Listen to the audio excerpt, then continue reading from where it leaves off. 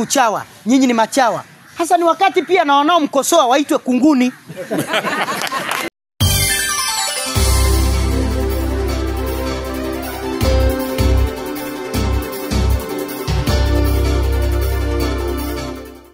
Niombe tuendeleze utamaduni wetu wa mahaba na upendo wa Kitanga. Si ndivyo? Ukarimu wa Kitanga. Lakini tuendelee kumwombea dua rais wetu wa Jamhuri ya Muungano wa Tanzania, mama yetu Daktari Samia Suluhu Hassan. Katika kipindi chake cha uongozi, nchi yetu imekuwa na nuru kubwa sana. Riziki hata kwa wale wanyonge wanapata riziki. Zinapatikana. Sisemi kwa wengine nuru haikuwepo, nasemea sasa. Kwa sababu wengine kama baba wa taifa mimi sikuzaliwa. Kwa ni ngumu kuzungumzia utawala wake. Lakini nazungumzia sasa kwa sababu nipo. Tunaona kwa kweli. Lakini hata waliopita na wao walifanya yao kwa wakati wao. Lakini mimi nazungumzia nyakati hizi kwa sababu nipo na ninaona fedha nyingi zilizotiririshwa kwa kweli. Sisi tulioko serikalini tunashangaa. Hizi pesa zote zinatoka wapi? Sasa hapa tunazungumzia wilaya ya Tanga, hatujui wilaya nyingine na nyingine na nyingine. Leo watu wanasema wanashangaa deni la taifa limekuaje. Wanashangaa deni la taifa limekuaje? Ardhi inafukuliwa kila leo. Kama sio barabara ni maji. Kama sio maji ni kile.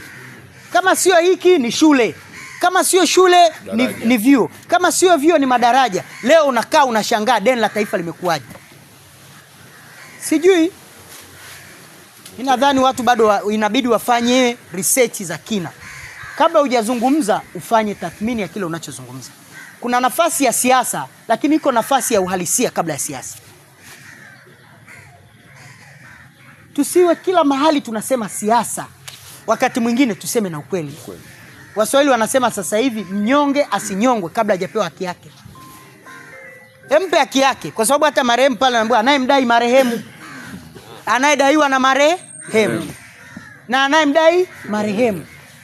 Sasa sisi tunasema kabla mtu hajanyongwa apewe haki yake. Daktari Samia Suluhu Hassan katika muda mfupi wa miaka 4 mambo makubwa aliyoyafanya utadhani amekaa zaidi ya miaka 10. Amefanya kazi kubwa sana. Sasa mkisifu wako watu wanakuambia acheni uchawa, nyinyi ni machawa. Hasa ni wakati pia na wanaomkosoa waitwe kunguni. Kwa sababu wako wanaomkosoa na wako wanaomsifu. Wanaomsifu wameona juhudi anazozifanya. Wanaomkosoa wameona asichokifanya. Sasa wanaomkosoa ni wakati sasa na wao tuwatambue kama kunguni. Wanaomsifu wametambulika kama machawa. Basi ngoma draw. Wote tunajua tabia ya kunguni. Huko uliko kanzu kama babangu pale unashangaa ametokeza hapa. Ukimgusa tu kidogo anamwaga damu, anakuchafua. Ndio kazi ya kunguni, kuchafua, kuharibu. Maana ana harufu mbaya kunguni. Mnamjua kunguni? Kimpasua tu hapa harufu yake haiwezi kukaa. Lakini pia zile kero zake, umevaa nguo yako nzuri, huko kote hajajitokeza. Akiona watu yuko hapa. Kwa wakosoaji wa Daktari Samia Suluhu Hassan ni wakati sasa na wao watambulike kama kunguni. Sababu yako mema yanaonekana, lakini kwenye mema yeye anataka kutia doa. Haoni mazuri, anaona baya. Ni kweli hakuna mkamilifu zaidi ya Mwenyezi Mungu. Lakini basi tumehusiwa tuseme mema. Si ndivyo jamani?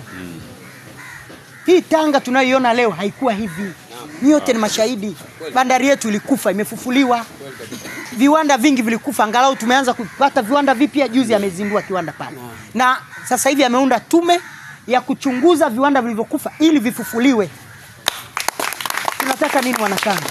Barabara yetu ya Tanga Pangani inakwenda kumalizika. Wote mmeona alivyokuja pesa imemwagwa pale ili kamalizie ile barabara. Tupewe nini? Mashule sasa hivi kwa jiji la Tanga tumeanza kujenga madarasa ya gorofa.